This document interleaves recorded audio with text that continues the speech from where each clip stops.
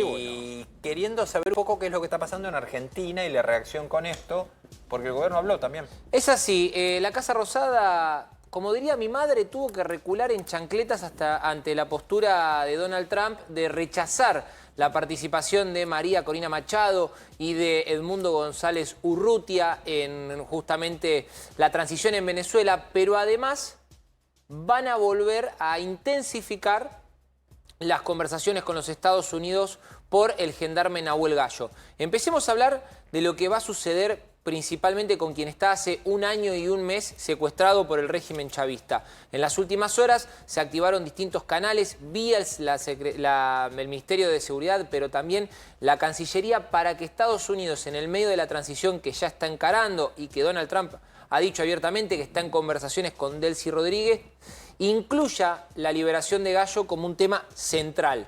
El gobierno quiere que esto se dé por lo pronto en los próximos 60 días. Es una estimación bastante, si se quiere, optimista de parte de la Casa Rosada. Lo que van a hacer es trasladar ese pedido e intensificar el reclamo en los distintos foros internacionales. Hoy nuevamente, por ejemplo, en la ONU hubo un reclamo de la Argentina, no sé si lo quieren escuchar, y después les cuento cómo va a ser la postura en torno a María Corina Machado y a Edmundo González Urrutia. Hemos insistido en reiteradas oportunidades que las constantes violaciones a los derechos y a las libertades de las personas en ese país debían ser abordadas. En particular, la detención arbitraria y desaparición forzada de ciudadanos venezolanos y de otros países, tales como el argentino Nahuel Gallo. En esto queremos ser enfáticos. A estas situaciones se les debe poner fin. Solicitamos con firmeza la inmediata liberación del gendarme argentino, así como se que garantice su pronto y sano retorno al país para reencontrarse con su familia. Esto fue en la OEA. Aquí estamos viendo en la OEA justamente el embajador argentino Charniak en justamente la Organización de Estados Americanos. La Ahora, clave me parece... preguntas que tengo sobre este momento. Argentina está cumpliendo, y también lo sumo esto a Diego Guelar y a Lucía. Argentina está cumpliendo con el reclamo en los organismos como hay que cumplirlo, y públicamente lo está haciendo cumpliendo con las normas que establece el derecho internacional.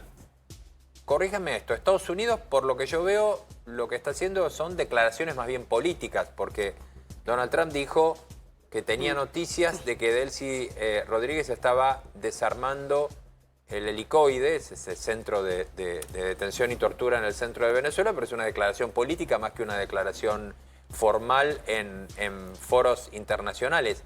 ¿Qué futuro tiene esto? Digo, lo de Argentina está bien lo que está haciendo, pero no hay nada que indica que hoy Venezuela esté dando un paso en el sentido de emprolijar un poco, mirá cómo lo digo, aunque sea emprolijar un poco la situación de los derechos humanos adentro del país. Por eso te decía que los 60 días que aquí ven como plazo eran demasiado optimistas.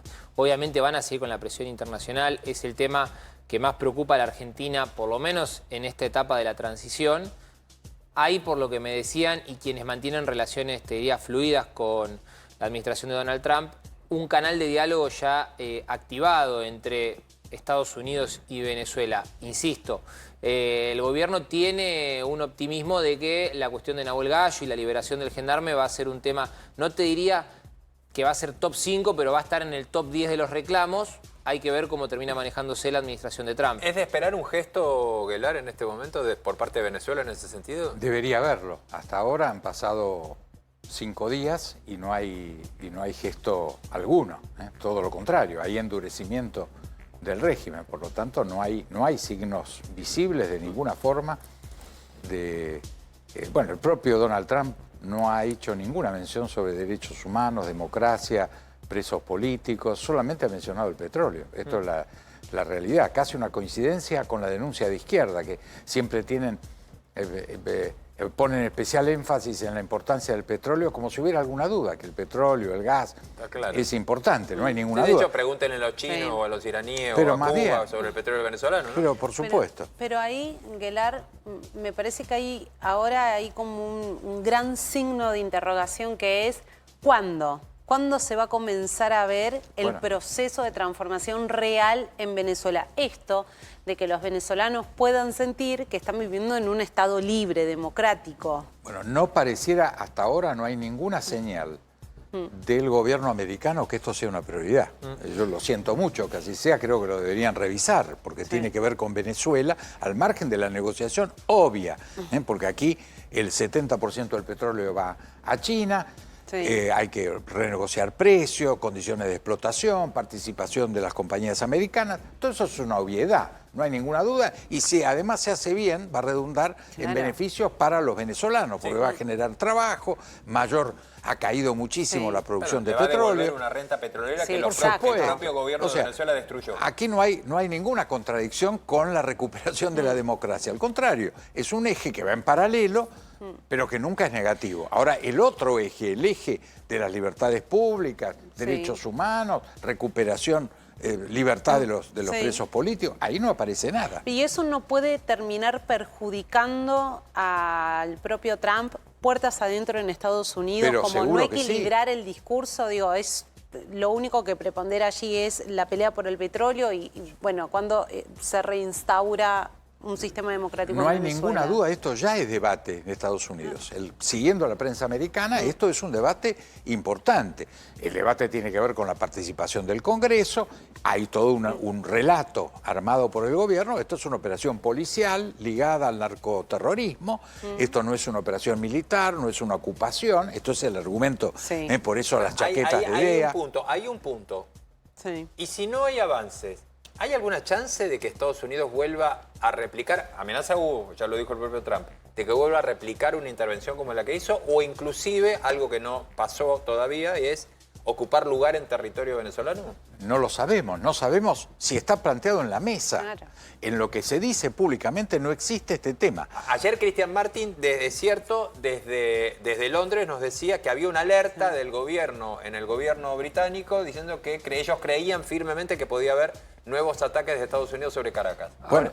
Ahora, con este escenario, como lo que está diciendo Rubén, Trump no necesitaría la aprobación del Congreso, porque como bien usted dice, embajador, hubo mucha crítica en los medios norteamericanos y en la política norteamericana, sobre todo en el Capitolio, por este, como digamos, atajo o este gris legal que utilizó la administración de Trump para llevar adelante esta operación militar en los Con otro perfil va a haber reclamos, incluyendo de republicanos, para que haya participación del Congreso. Lo que pasa es que en este momento tenemos que reconocer que el presidente Trump lleva la violación de los equilibrios internos a un límite desconocido. Yo he sido 2 veces embajador en Estados Unidos, estudié en Estados Unidos, nunca me imaginé que iba a haber un presidente que llevara a semejante tensión.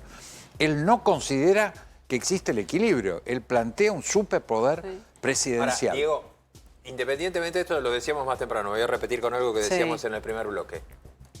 Adentro de Estados Unidos tiene un debate interno muy grande. Pero importantísimo. Pero en el mundo, la sensación que hay es que el mundo, incluso, salvo la izquierda, que ya sabemos lo que va a decir.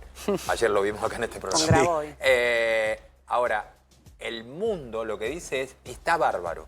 Es una barbaridad lo que hizo Donald Trump. Violó el derecho internacional. Pero tenía que hacerlo. Pero alguien lo tenía que hacer. Pero seguro. Es decir, este es el saldo que hay hoy. Pero oíme, esto es compararlo, yo lo he dicho varias veces, con la operación del secuestro de Eichmann en 1960 en la Argentina. Acá no se lo iba a juzgar nunca. Pero nunca, Además, si había un procedimiento legal, se escapaba. Por eso el propio gobierno argentino en ese momento, el doctor Frondizi, era el presidente, hizo la protesta por la violación, pero no hubo ni siquiera interrupción de relaciones diplomáticas. Porque había un estado de necesidad, eso se hacía así o no se hacía. Esto es lo mismo. ¿Quién iba a poder sacarse de encima a Maduro? Por eso lo reconoce. Además hay algo que hablábamos hoy en Radio La Red, embajador, es que la diplomacia fracasó en el caso de Venezuela. No, la diplomacia... 10 años, 15 años intentando solucionarlo por las vías tradicionales y no llegaron. La diplomacia es un brazo de la política. Las Fuerzas Armadas, como decía Clausewitz, es la continuidad también de la política. Es decir, hay diplomacia, política tradicional y ejercicio de la fuerza. En este caso, yo creo que había un estado de necesidad, lo reconoce la inmensa mayoría de los venezolanos. Por eso celebran este episodio, no porque les guste la violación del derecho internacional, sino porque realmente la oposición venezolana es una oposición que no tiene una onda, no tiene ningún instrumento de violencia, claro. ni ejercicio de la violencia. También es muy injusto este ninguneo total de las autoridades legítimas elegidas el 28 de julio del 2024, que son Edmundo y María Corina. Hay una negación total, ninguneo y hasta desprecio. Sí. Esto yo creo que es grave. El gobierno americano tiene que corregirlo. Yo creo que ha hecho un aporte muy importante como bandera. Grave, como pero no inicio. sorpresivo. Claro. No, desde ya. Pero indudablemente... Porque la estrategia venía para otro lado, era claro. Pero hoy hay un tema. Por eso, ¿va a transformarlo en una ocupación tradicional? No. La definición americana es que esta era una operación policial para sacarse a la cabeza del narcoterrorismo. Entonces, no sabemos, la verdad no hay información, hay mucha especulación, pero la verdad no sé si la tienen los actores, inclusive principales de este drama, si realmente hay una estrategia, ni siquiera sabemos, hay una estrategia secreta que no conocemos, es una posibilidad. No hay estrategia y hay una enorme improvisación, yo creo que también hay que contemplarlo. Yo creo que si la mayoría de los ciudadanos del mundo supiera la irresponsabilidad de los dirigentes del mundo, nos estaríamos tirando todo por los balcones. Gracias a Dios que a muchos no se sabe. Diego, muchísimas gracias. Gracias por la invitación.